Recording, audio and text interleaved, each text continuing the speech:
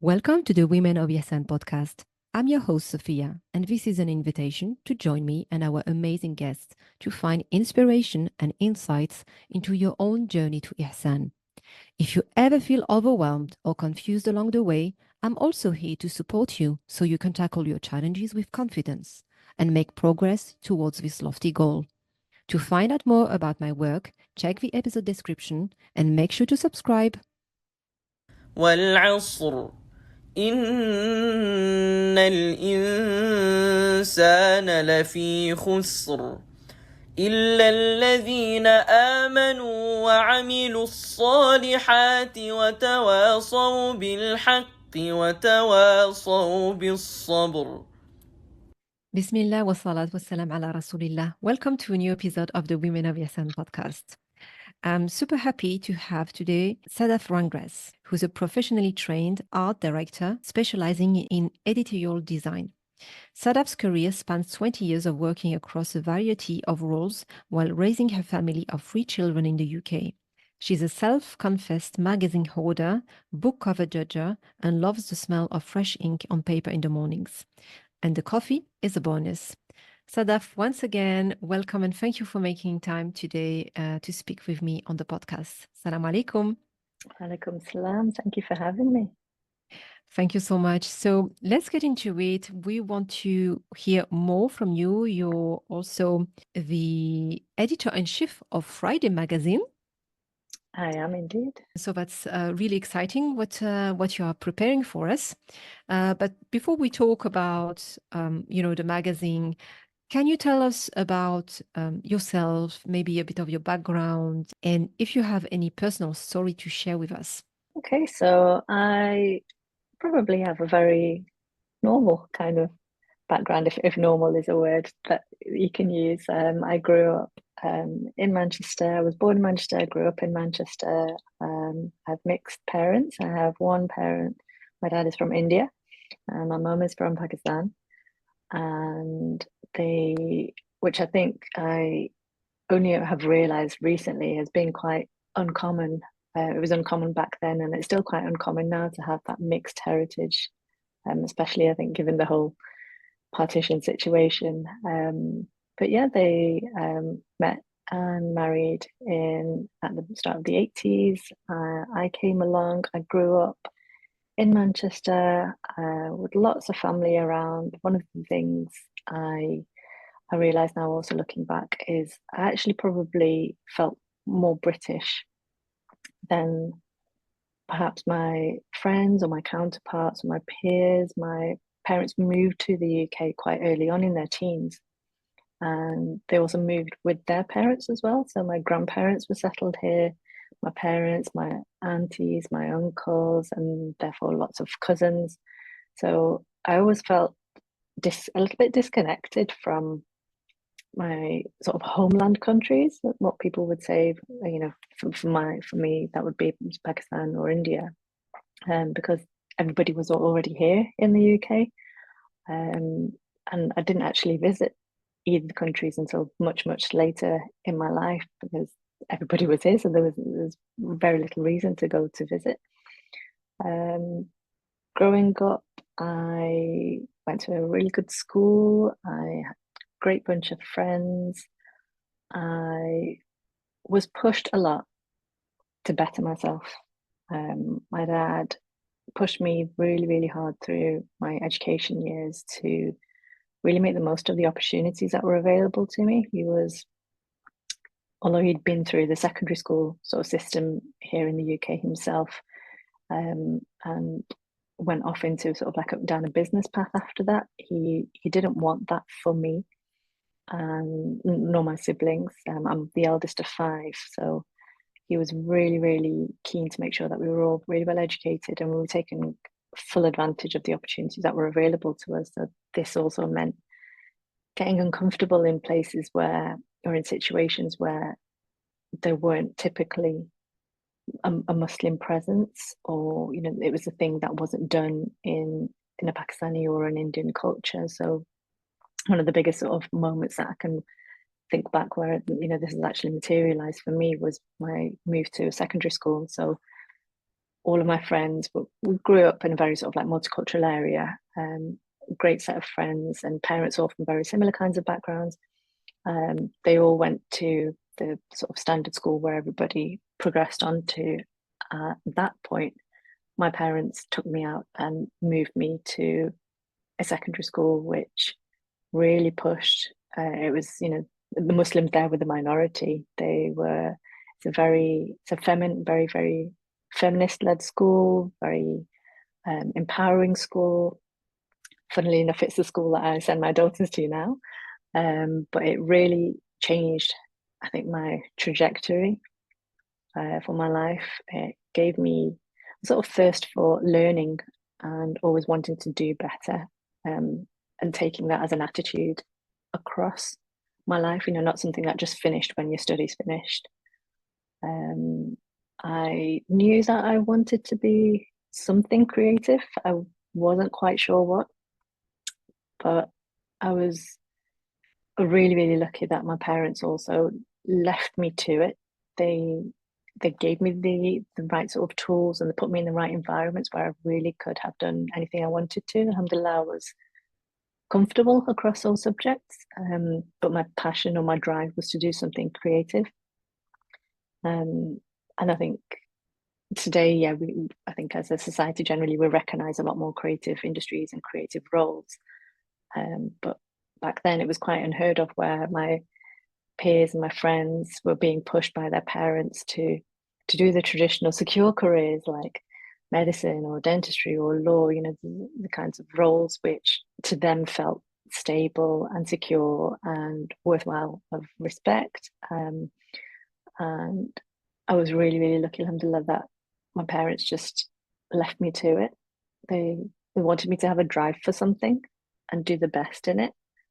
And even though they didn't have any experience of it personally themselves, they just pushed me to go for it, which I think it's even to this day, I find it something quite, I don't know what the word I'm looking for is. It's not something you see a lot. I think even when I think of my children now, I think, what is it that I would like them to do that would give them security in their careers, or in their working lives, or just general lives? What is it that I want them to do? And I have to take a step back from that as a parent and say, actually, they're going to find their own way. I just need to teach them the tools to do it with excellence, and to do it with care and diligence and attention. That's, I think, one of the biggest sort of drives. And the older I get, the more I reflect back on life, and I think that's probably my biggest foundation. And it's what I'm trying to build into the work. I'm still building into the work that I'm doing today. MashaAllah. It's really nice to hear from your perspective. And in all of this, I'm also, always interested in knowing, do you have, some personal story, something that happened, or something, that makes you reflect, or some kind of a turning point in your life that changed how you view life and the world? Gosh, that's a really big question. That I can't pinpoint any particular turning point. I'd always had a creative drive. I was always doing things with my hands. I love drawing. I love making things. And I think I've gone through different phases of life where I've used those skills in different ways. So from an education perspective, I went down an art and design kind of route until I sort of figured out where my niche was, which has ended up being art direction, and it's now currently being Could also editorial. be an event that shaped your personality. I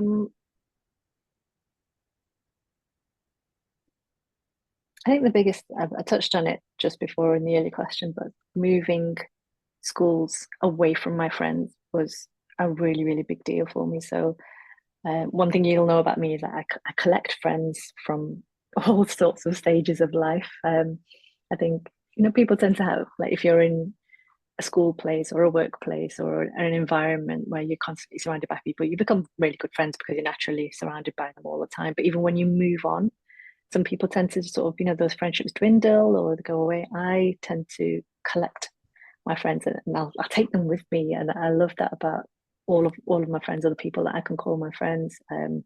So I had been at this primary school from age 3 till age 11, and I built up a gorgeous, gorgeous circle of a few friends who we all ended up in various sort of classes where we were all together throughout the year. But in our last year of primary school, all 5 of us were together. We all sat on this one table, and everybody knew us to be as really, really tight. So for me to leave that and move to a different school away from them it was really heartbreaking at that time. I had done so it was a selective entry school, so it was test based. I had trained, I had tutored for the tests, went and sat the tests, got the offers, and I was nervous, but at that time I kind of, I don't know, I think at age 10 whether you think too deeply about these things, but when the offers came through and it was time to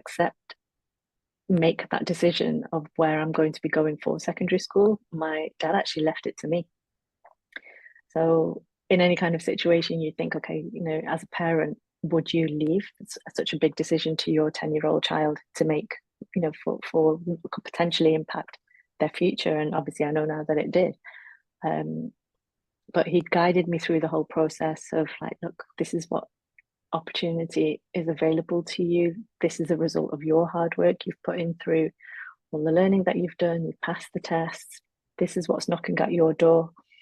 Can you make this decision yourself?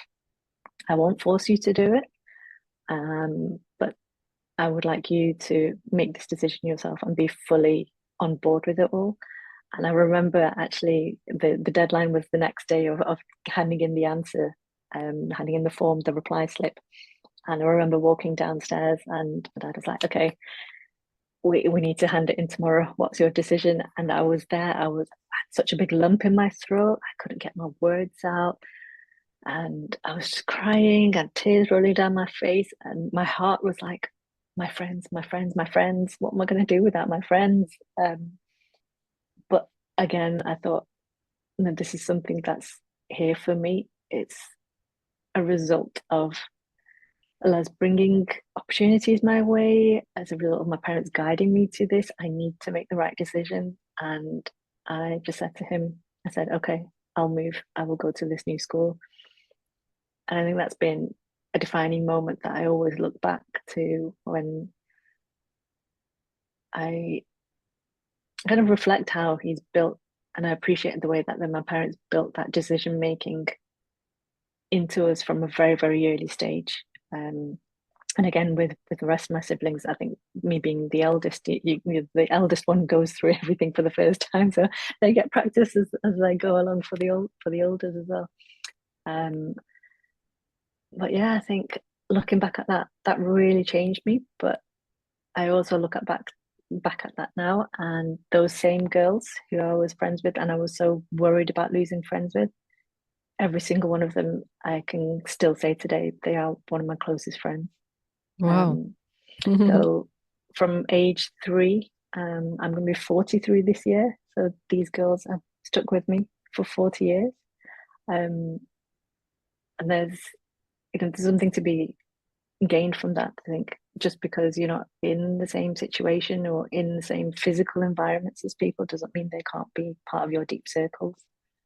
I think that's probably why I end up making friends quite easily as well now. I've collected friends from my secondary school phase, so it's like a whole another set of girls, from my university phase, then from my work phases, and now from being a mum, that whole opens up a whole sort of mums sort of like school friends, the parents of the friends that your kids are friends with, and just collecting all of these lovely women as we go along, and just building these circles around me. And I love it. I love my friends. I think they are my free therapy, if you want to look at it that way. But they're really such a great influence on me. If you can get the right people around you, I think it's such a great influence.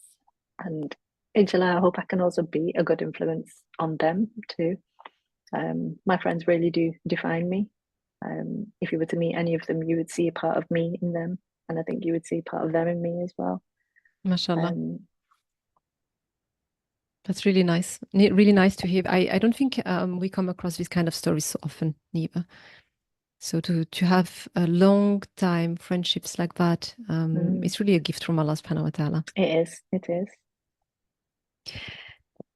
I'm also interested in, knowing about more of any challenges that you had, not specifically the challenges, because I know sometimes it's not something we feel comfortable with sharing, but we all know that we have our ups and downs, we have our struggles in life.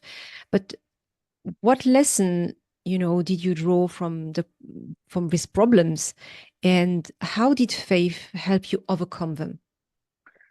I think one of my most recent lessons that I've learned is how important my health is. So I think, as many people will sort of friends in my circle, and I think this is common across a lot of the women that I talk to today, you have very strong sort of experiences in our education. We find our sort of calling within our early years of our career, and then along that you're building in marriage, you're building in family, you're building in sort of everything that all encompasses. And I think health ends up sort of falling to the wayside. So my youngest is now 8. When he was about a year old, I started my first sort of proper business. I was freelancing while I'd had children, and he was about 1 year old. I desperately wanted to get back into something creative, and really set it up properly, and sort of go somewhere with it. So I ran a stationery boutique, a Muslim stationery boutique, which was very contemporary kind of feel.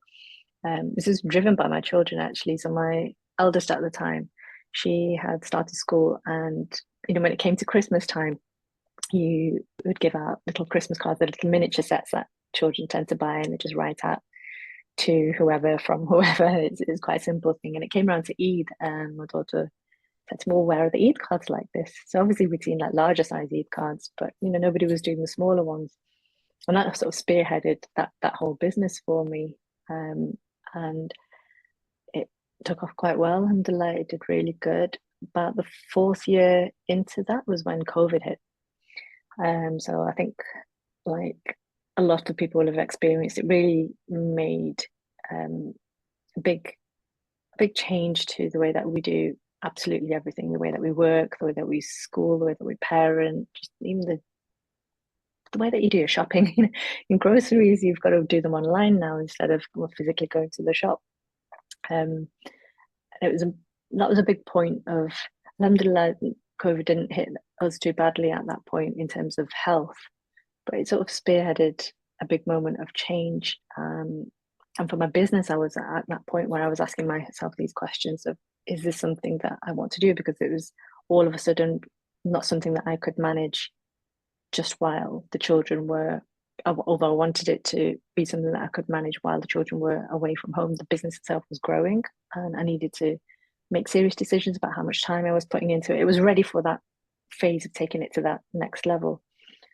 So the next couple of years went by, and I was working on assessing that and making some key decisions.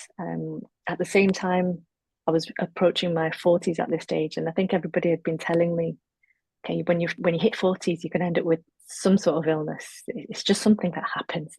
Everybody gets it, but you got to make sure you're on top of your health. I'm thinking, well, I'm really on it. I was getting back into a really good fitness regime once, like, the kids are sort of settled into their nighttime sleeps and daytime routines. So I was training 3-4 times a week. I was eating healthy. I thought I was getting enough sleep, but everything was just building up and bubbling under the surface. And the week that I turned 40, I was struck down so badly with this mystery illness, which I hadn't been diagnosed with. I'd kind of had a couple of episodes, and it wasn't something that was painful. It wasn't something that had a long-lasting effect. It was, but the biggest symptom of it was vertigo. So I don't know if anybody's had a vertigo attack before, but it's when you lose your sense of balance. And while I was having these attacks, I couldn't walk. I couldn't move because I would just end up falling over. I was super sensitive to light. I was super sensitive to sound. I was burning up, so I'd be having a full fan in my face, and I could just literally not move. I would have a little bit of a warning before the attacks came on, so I would quickly get myself into bed and just hand over to somebody else and say, right, you need to deal with XYZ because I don't know how long this is going to last. And these attacks could last up to 5, 6, 7 hours at some point. And that continued for months and months until I got a diagnosis that it was actually a condition called Meniere's disease. It's a chronic condition and there was no known cause for it. So it was something that I had to accept and I had to just learn to live with. At this point, the first thing I cut back on was working. And from then on, it was just a case of seeing how I could manage this, how I could learn to live with it, how I could adjust my life to make space for this so that it didn't consume me. For a while, it did consume me. I think when you think you're in control of things, and this is one of the other questions you were asking about limiting beliefs, it was thinking that because I was working out and staying healthy and eating and doing all the right things, I was in control of what was going to happen to me in terms of health. And here I was hit with this illness, which I really did not know where it came from, what to do with it. And it was a really unnerving time for the next couple of years while I've sort of got my head around it. And I've, alhamdulillah, explored alternative therapies, which has been a really big game changer for me. So at the moment, it feels like I'm overcoming it. It is a chronic condition, so it's not going to go away. But I've got the tools that I need now to manage it and keep it in place. And it's also been, alhamdulillah, looking back at it, I think it came at that perfect time where I was making these key decisions with my previous business. And it was getting to that point where it was unsustainable for me to keep running in the way that I was running it. But now I'm building another business, which is Friday Magazine, but I'm building it in a way where it's not all reliant on me. I'm playing a bit of a role where I'm bringing together a lot of other people doing key pieces of work and managing it all, but I'm creating a work life for me. That means if I need to all of a sudden say, actually, I don't feel great today, I'm going to have a day in bed, I can do that. Or I need to build in the scope for somebody else to have that same attitude as well. You know, I'm not the only one with health issues. I'm sure there are other people, and even if it's not health issues, it's staying flexible for people who've got caring responsibilities or for people who've got young children to look after. Anything can happen at any minute, but building in that flexibility to my life and actually creating the life that I want, or the structure to my life that I want, it's probably been the biggest eye opener in terms of being ill. It's a big lesson that I've learned. It's a silver lining, I think. Alhamdulillah, it's caught me at the right time and it's made me reassess where I'm going. Subhanallah, may Allah grant you full shifa. I mean, to which extent would you say your faith has helped you and is still helping you in these moments of, you know, when you feel completely out of control? The biggest thing I think my faith is giving me at the moment is patience. From looking at how I was working and what my life looked like before on a daily basis, I was on the go all the time, and I don't think I was ever stopping enough to reflect, and I don't think I was fulfilling right to myself.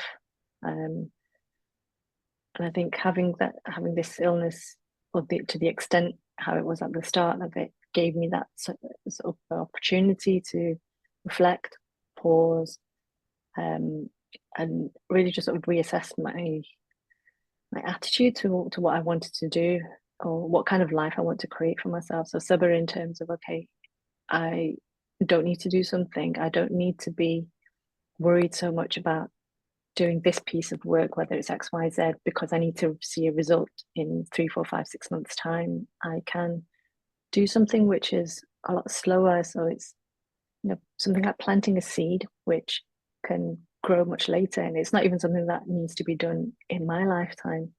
I can set wheels in motion. I can get a project going, or I can create a circle or an environment or a vibe that will hopefully, inshallah, materialize later. And as long as it's a sadqa jariyah for me, that would carry on. It's not something I need to see the result of now. And I reflected a lot. I think it's also quite simple. You can draw a parallel to that with why we're here. Allah subhanahu wa ta'ala has put us on this earth as a test. So all of our deeds or our actions are noted. Some result and reward we see in this life, but the goal isn't this life. The goal is Jannah, inshallah. So if we're keep that at the forefront of our mind, that we are dealing with everything that life brings our way because of something that we want much, much later in the future, then why can't we apply that same attitude to what we're doing on a daily basis? Raising the kids is something also as well. I think people get caught up in a lot of daily sort of tasks and things that need to be done. They need to be dropped off here, dropped off there, picked up, homework needs to be done. And you get caught up in the moment. You think, okay, we need to get X, Y, Z done because we want the report at the end of the term to be great. But actually step back, have a bit more patience about it. What is it actually you're doing this for? I'm putting my children through all this, or guiding them through this, because I actually want them to I want to create and equip them to be good Muslims, to do something well later in their life. I don't know what that is yet for any of them. My eldest is 14. I don't quite know where she's going yet, and that's okay. I think that patience has really sort of changed the narrative in my outlook at the moment. It's probably one of my biggest strengths. It's guiding me to be a lot more balanced as well. It's not just focusing on what's happening in the here and now. Just take a step back and chill. As long as you're doing the work now, and you're doing that with excellence, and you're doing that with drive, the effort that you're putting in now will result in something good, inshallah. Just be patient for it. What I hear is also being patient, but also letting go. Yeah, there is a lot to let go. And I think the couple of key moments in my later years have been thinking that I'm in control of something by my actions. If I put X, Y, Z into effort, into whatever it is that I'm working on, whether it's my health, whether it's my work, then the result will be related to that, whereas it's totally not. So at the point that I was diagnosed was probably a bit more shocking to me, because I thought at that point I was doing everything I could for my health in terms of fitness and diet, and yet I still ended up with this illness. It was written for me. So it's not in my control. I could have had that illness at any time, but it was written for me at that time, and it was perfect for me at that time. Also, things like, I used to be really quite aware of pushing my career, in terms of I wanted to be at a point before I started a family so that I would have some sort of stability to return to. So growing up, my parents were on the business path, but they didn't want that for me or my siblings. They wanted us to have secure jobs, or be in employment where, for I think probably what they felt was more secure in terms of just that stability. And growing up, I also felt that way. I used to think, no, I don't want to be in business. I don't want to be worrying about where I'm bringing in my next income from. And I was quite close to my dad, and he was quite involving me in the business as well. So I would do things like, I think at age 6 or 7, if he ever had checks to write out, this is back in the day when people used to still write checks, he would make me write his checks out. So, which 6-year-old do you know who knows how to write a check out? I would know things like, his banking. So like we'd go through the statements together. So he was really, really, he sort of showed me that whole side of thing, and I had very early exposure to business, but I didn't want that for myself. Wanted that security. And again, I worked, I went down that route when I graduated. I worked in studios, creative design studios, for about 4 or 5 years before I'd had children. And I was always in the back of my mind thinking, I just need to work a little bit more. I need to be on that sort of next role, that next position before, I can start a family. And my husband used to laugh at me. In the same time that he had one job with the same employee, he was progressing within that role. But with the same employee, he was with them for about 5 years. I had moved on to about 4 different places in work. He used to laugh at me saying, "You're never happy where you are. You're always pushing for more. You're always pushing for more." And I always said to him, I said, I don't feel like I can sit still if I'm not progressing myself. I got to that point where I felt like the only way I could progress was be to move to another company. The change wasn't fast enough for me. I think that comes from my background at school as well. Everyone was really focused on that drive for learning and learning something new, adding more bows to your string. So I And would, having a challenge as well. Like yeah, some that, people, when they get into the routine, okay, I know what I have to do, and it's getting boring. I need to yeah, be challenged, and but other people, they are very happy with doing the same thing all the time for years. Others, they need the challenge, and they need to change. They need to learn as well, and to grow and discover new things.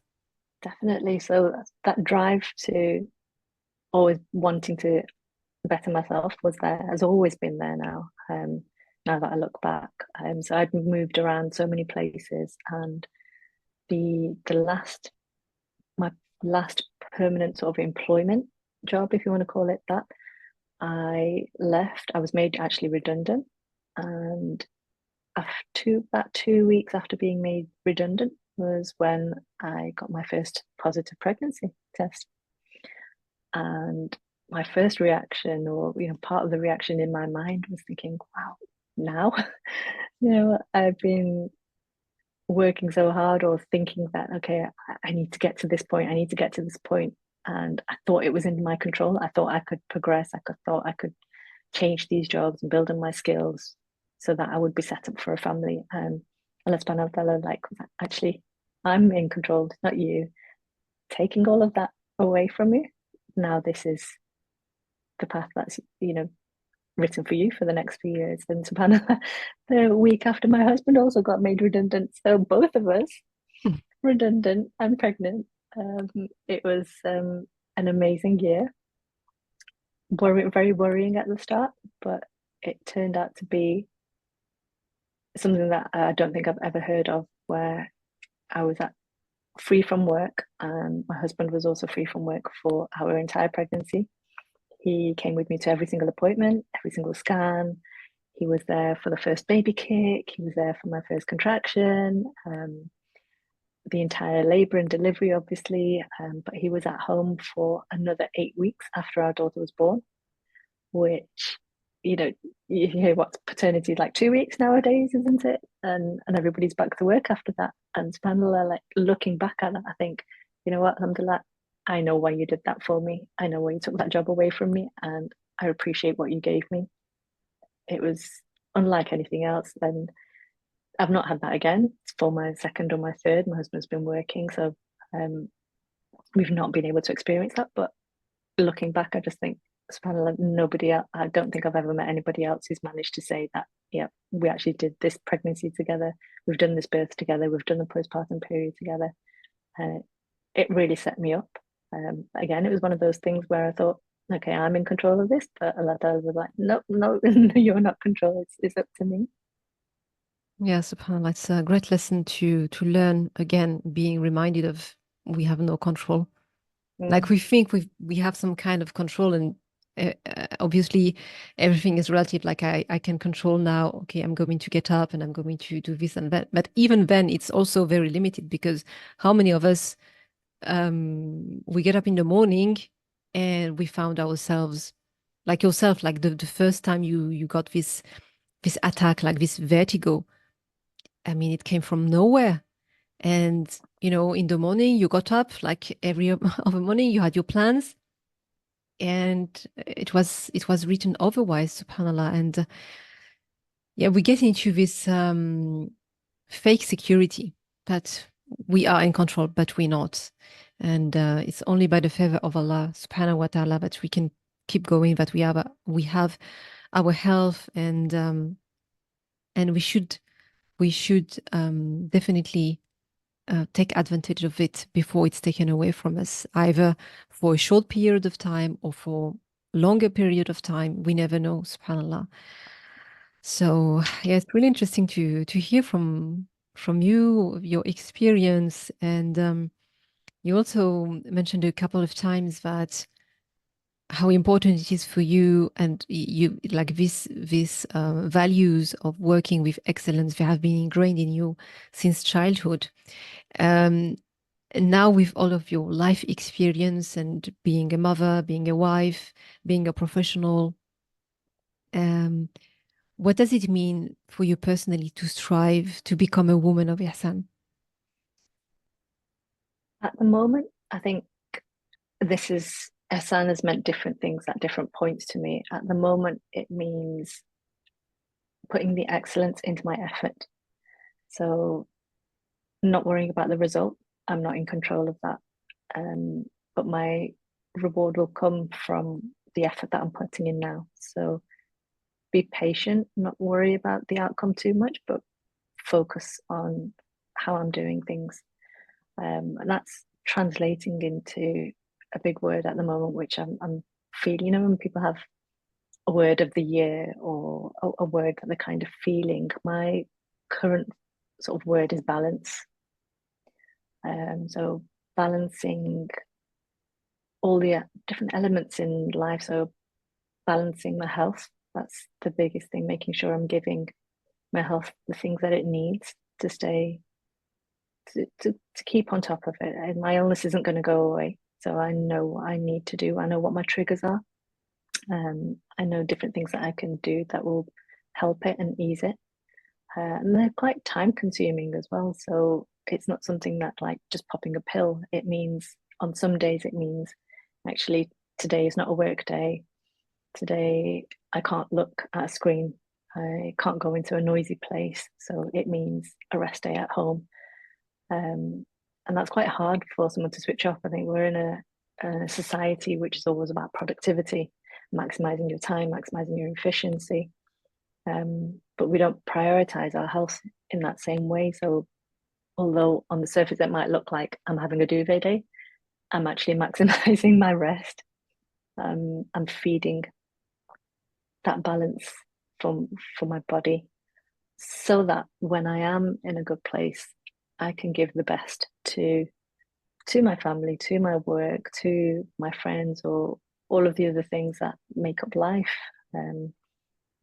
Balancing also, I think children and family has been it's a journey. I think with my youngest just recently turning 8, I think I'm out of those childhood years that people talk about, the years where it's all about nappies and laundry and endless dinners. They're old enough now to be flexible about things. So I can push bedtime, occasionally once a week. I can say, okay, it doesn't matter, let's just stay up till 10 o'clock. Whereas before, go back 2 years, I would be 8 o'clock. Come on, you need to get to bed. But let's balance it out, because they turn into different people. When you're not doing things constantly for your children, or your time with them isn't always about, I need to get this done for you, I need to drop you off here, I need to make sure you're fed, I need to make sure you're washed or clean or happy or whatever it is.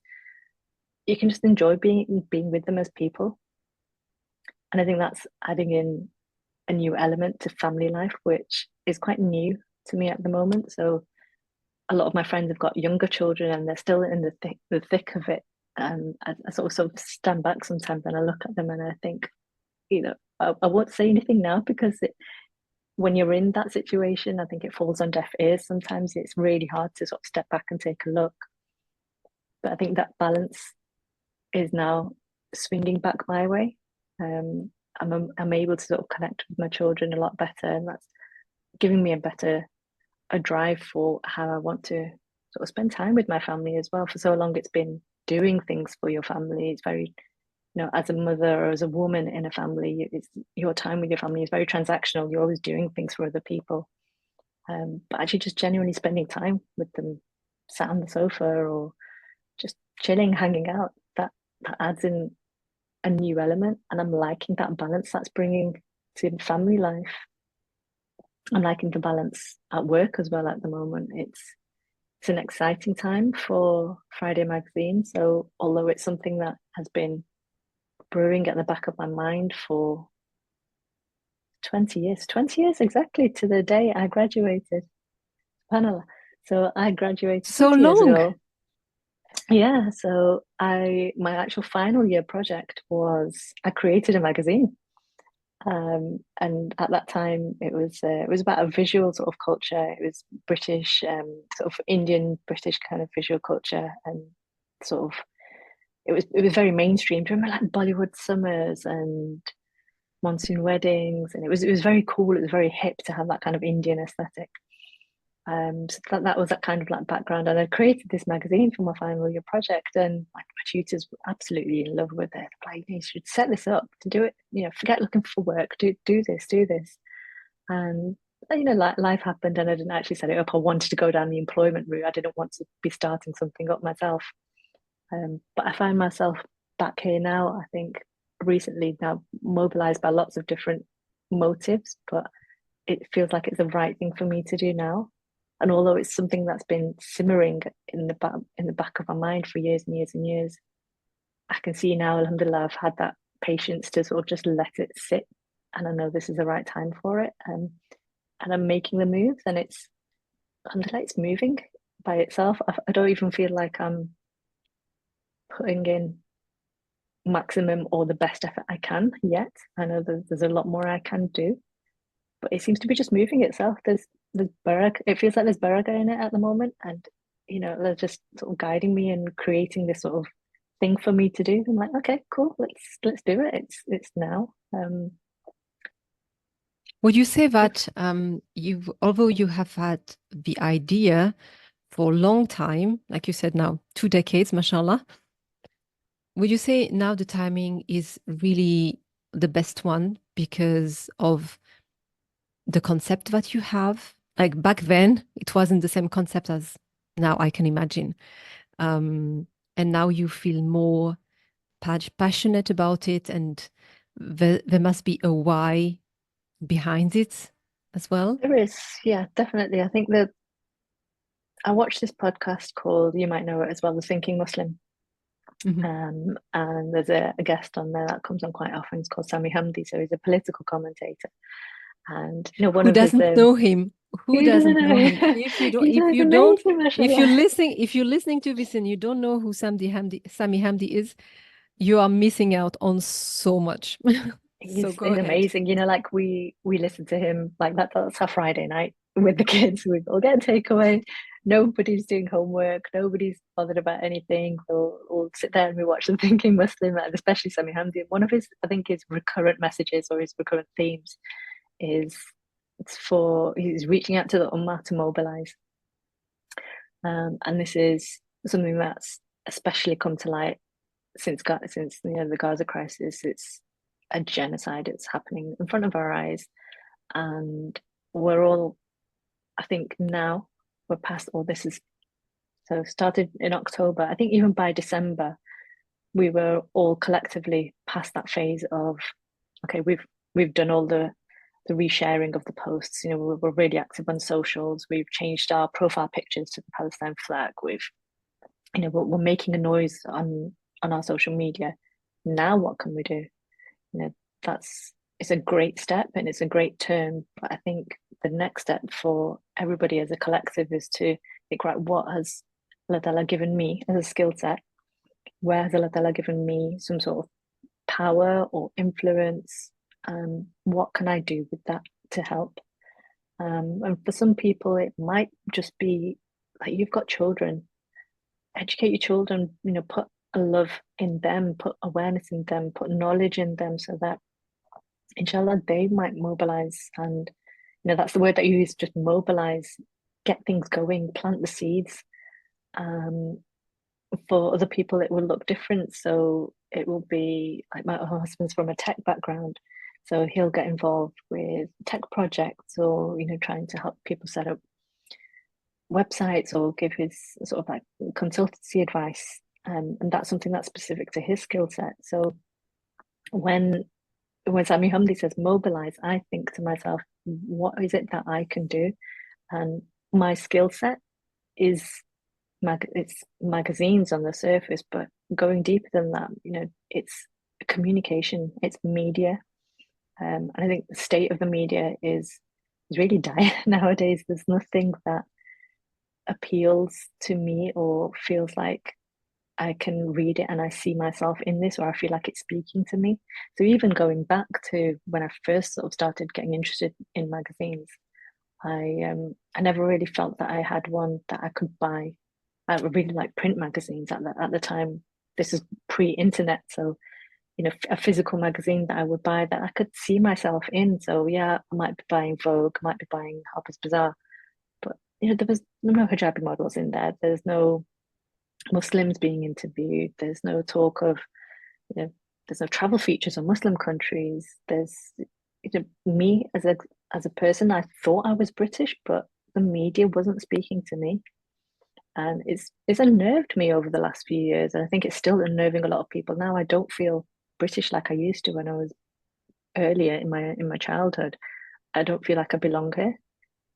I don't feel like I belong in Pakistan or India, where my parents are from. I don't know where I belong, but at the moment, nobody's speaking to me. And okay, my skills are, an art director, so I can create brands, I can create strategies. The basis of that is communicating a message, and I like creating circles around the women the women who I think are good for each other, who have things in common, who want to have safe spaces where they can discuss things. We all, we're all dealing with shadow bans at the moment, aren't we? On Instagram, you post one thing that's slightly red flagged up somewhere in somebody's Meta office, but your post doesn't get shown to people. We think we're in charge of, or we're in control of what we're posting, but we're actually not, because it's not going to get shown to anybody. So what can I do if I'm at the helm of a media organization? What can I do to bring that together? I can create a magazine. I can create some sort of social following. I can create a website. I can create real life events. I can create spaces for people to come and have discussions and conversations. So it's building up at the moment. Yeah, we're all on Instagram, so if anybody's been following us, you'll know where we pick a topic for 2 weeks and we really deep dive into it, and we'll have a talk about it, and we'll invite a lot of engagement. But that for me is my version of what can I do at the moment.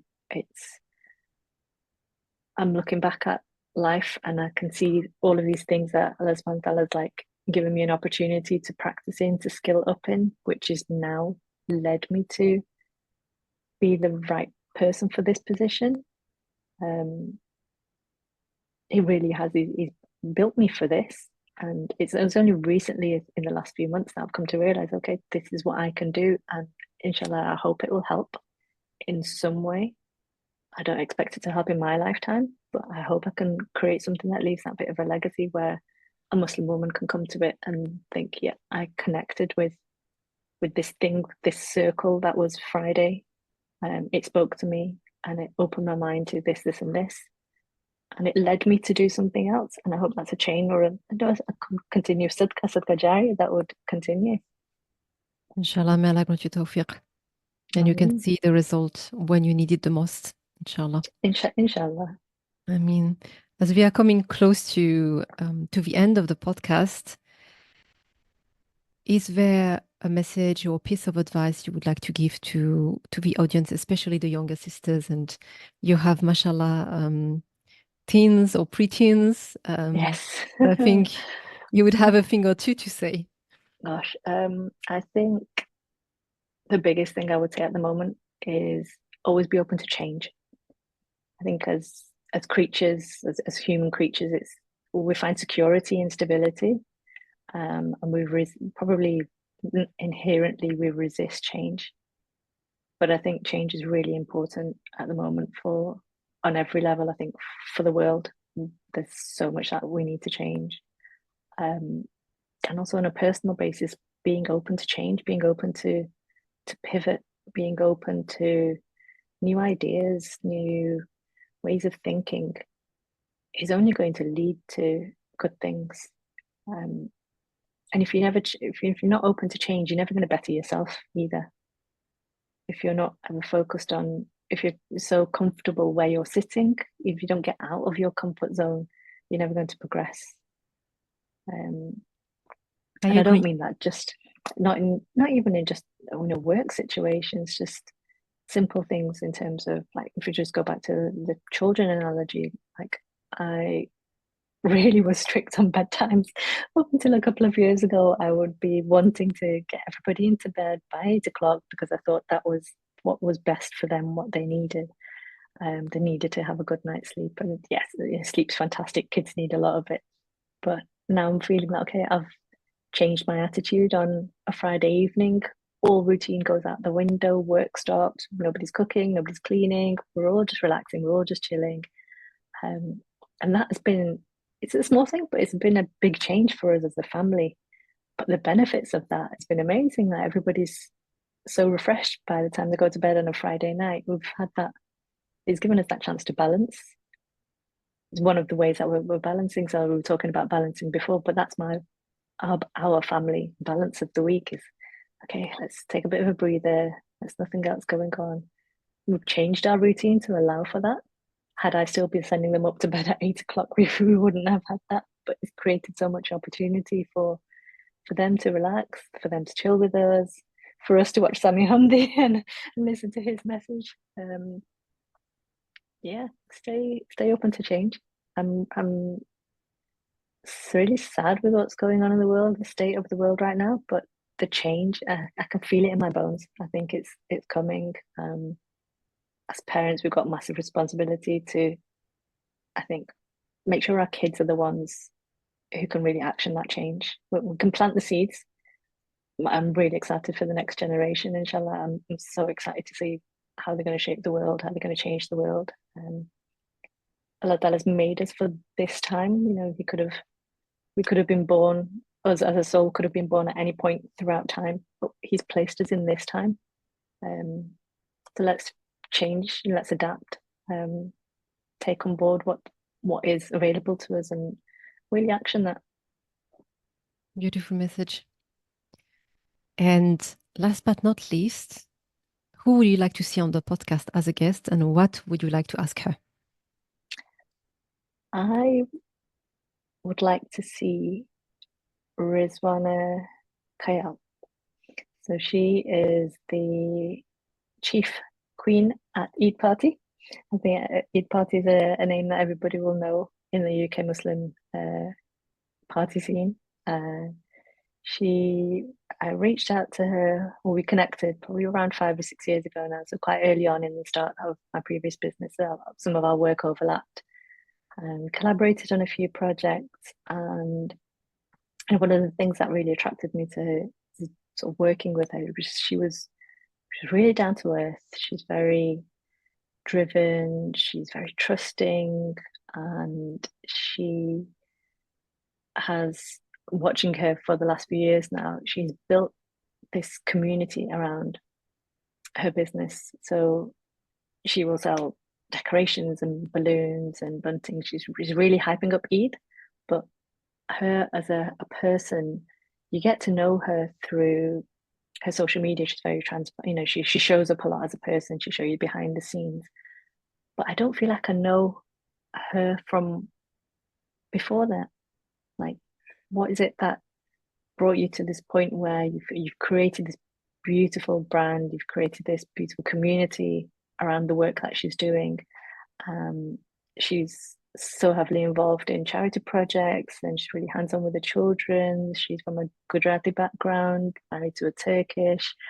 Her life's so colourful, and she's a lovely, lovely person. But I feel like I don't know her pre-Eid party. I would ask her what basically, I just want to know her life story. I want to know what it is that shaped her, what brought her to working in where she's working today. I know she studied law, actually. She's a law graduate. So, again, there's a massive change there, which is great. What spearheaded that change? I would love to know more. Okay, inshallah, let's connect then. Let's connect with her. Sadaff, it was so nice to have you. Where can people, follow you on social media? Friday Magazine. Friday Magazine is on Instagram. So the handle is at fridaymagazine.co.uk. You can find me on LinkedIn. You can also email me. The email address is on the website. It's just info@fridaymagazine.co.uk. You can DM me on Instagram. I don't always get all the messages. Sometimes they get hidden if we've not connected before, so it's not reliable. Email is the best way to reach out, but I'm quite happy to talk. I think collaborations are a great thing at the moment. I feel like the collabs I'm doing and the people I'm talking to are what's driving Friday forward rather than just me on my own. So yeah, come my way. Let's talk. I'm open. Super. Great. Jazakallah khairan again. Thank you so much for sharing all of this with us today, for making the time. May Allah grant you tawfiq for you, the magazine, anything you want to do for the community, for the ummah at large. And even if you don't see the results, but like you said, planting the seeds and setting everything in motion, inshallah. And like you said, the next generation, looking forward to what they will bring, inshallah. So, inshallah, let it be positive change. Thank you so much again, Sadaff. Thank you. Thank you for having me. And thanks for listening to us. Please share and like and comment. It's always very appreciated. And see you in the next one, inshallah. Assalamu alaikum wa rahmatullahi wa barakatuh. Wa alaikum salam.